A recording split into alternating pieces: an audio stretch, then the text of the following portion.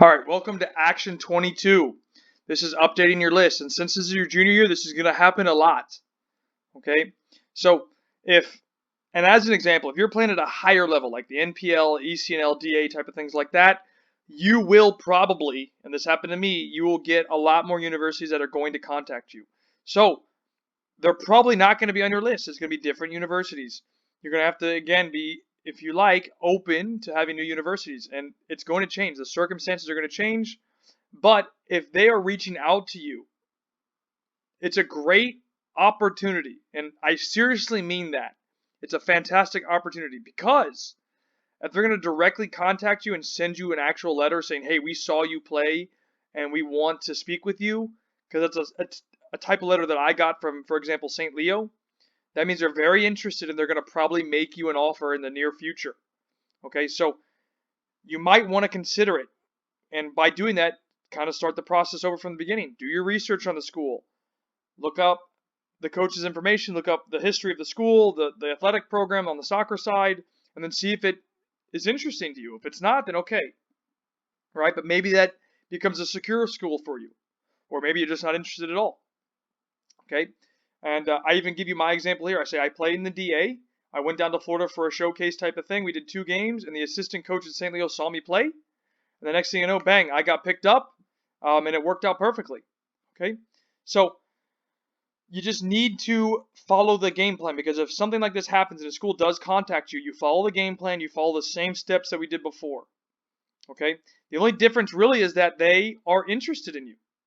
Right? That they're contacting you, they're showing you that they want you. So you might get something like, hi Kyle, my name is Coach Lawrence from Sino Sports University. I'm the assistant coach and I watched you play at the DA showcase in Bradenton, Florida. I was very impressed with your ability on the ball and impact you made in a game.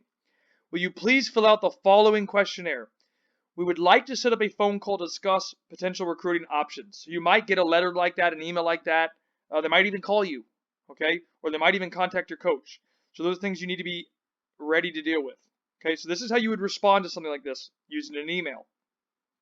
Dear coach, right, using Alex. Hi, this is Kyle, right, put your last name too, of course. Thank you very much for your interest in me. I have researched your school, filled out the questionnaire, and I am extremely interested in your program. I would like personally to set up a time to speak with you. Can we set up a phone call at set date and time, right? Plug and play. I would like to get to know you better and learn more about the university and your soccer program. I have also attached my soccer resume. Thank you for your time, Coach Alex. Insert your name and put your contact. Make sure you have phone number, email, things like that on there. Okay. Action 23. The NCAA. This is about sending your transcripts to the NCAA. Okay. So after taking your SAT or ACT, whichever one you need to do, and obviously having your GPA. You need to get this cleared by the NCAA Eligibility Center, okay? You need to do that immediately. So once you have your scores from the test, the SAT or the ACT, get them sent through right away, okay? Now, what you need to do is request your official transcripts and make sure they're sent directly from your high school, right? Don't make the mistake of trying to do it by yourself. You need to have your high school do this. So talk to your counselor, get this set up, okay? They're the ones that need to take care of this for you, but make sure that you follow up with your counselor, because what you don't want to have happen is you go to your counselor the first time, tell them you need the transcript, and then you wait a week, 2 weeks later, and you go back and they say, oh shoot, never did it, right? So make sure you're following up with them once every other day is probably good, and make sure that they're getting that done, okay?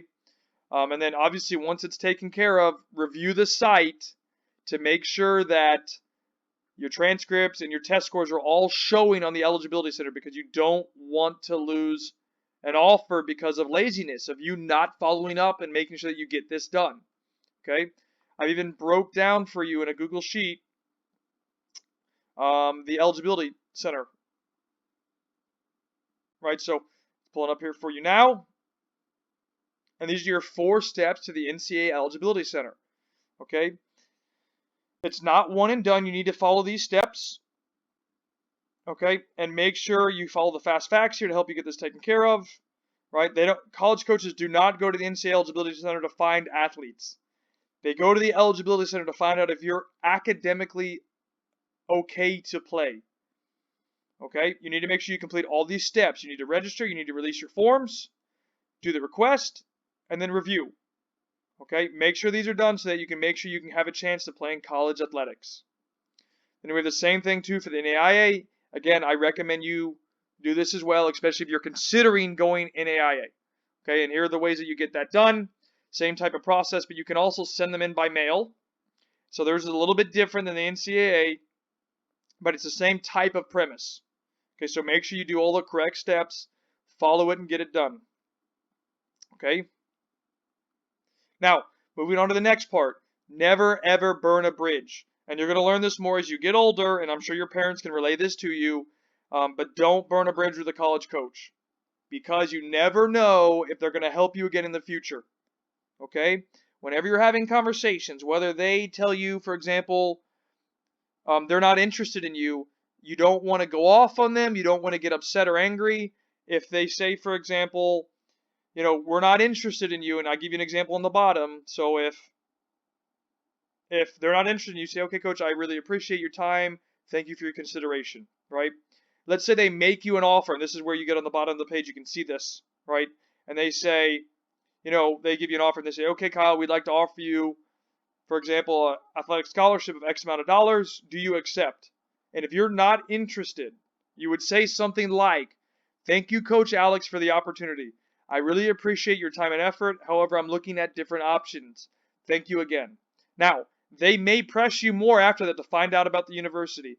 You do not necessarily have to relay that information. You can, right? But if you tell them that you're not interested and you're looking at different options, they should understand your message. But just be prepared that some coaches might want to dive a little bit deeper to find out where you're going. Okay? Now, receiving offers. If you haven't already, you should start receiving offers. And again, you might get some from schools that you've never heard of or never had interest in or didn't know about. And I recommend taking your time, because you might get an offer from your first school that you want. Right? Don't rush to make a decision. Like, let's say you get the offer. One, it might not be as good as you want or have liked. And then two, you might get other offers. Okay, so I recommend take about a week to 2 weeks at most before you make an official decision to accept or ask for more money or something like that. Okay, so the problem is if you wait too long, the coach could pull the offer. So just make sure that you thank the coach for the opportunity and that you're going to discuss it with your family, right? And then they may try and put you under pressure. They might say something like, Kyle, I understand you need time, but I need a decision no later than Friday. Now, they might do that because they need to know if you're going to commit. So if that happens, understand that they have a decision to make as well. Because if you wait too long, they might lose out on a potential recruit that they want. So this is why you need to discuss these type of things with your family, your support groups, to make sure that you're making the best decision for you. Okay, if you don't want to accept the offer and you're sure of it, then you just need to let the coach know. Okay, personally call them and thank them for their time and their offer, of course. Okay, and you still have time to make a decision because it's only your junior year. Now, last part here in verbal commitment, right? This is another step. It's not necessary to do, but it is another step. It's basically a spoken agreement that's known as a gentleman's agreement, because a coach will give you an offer and they'll say, okay, Kyle, we're going to give you X amount of dollars or not, and we're going to give you this and we want you on the team. And you say yes. Okay, you can verbally commit and then decommit, but we don't recommend that. So if you commit to it verbally, you should accept it. Okay, and I give you an example of how it's going to work, right? And you would say, thank you, coach, for the offer. I would like to accept. Okay. If you break a verbal commitment, this will probably lead to a burned bridge. So make sure you understand that. Okay, and then we're going to touch on the junior year checklist. So see you in the next video.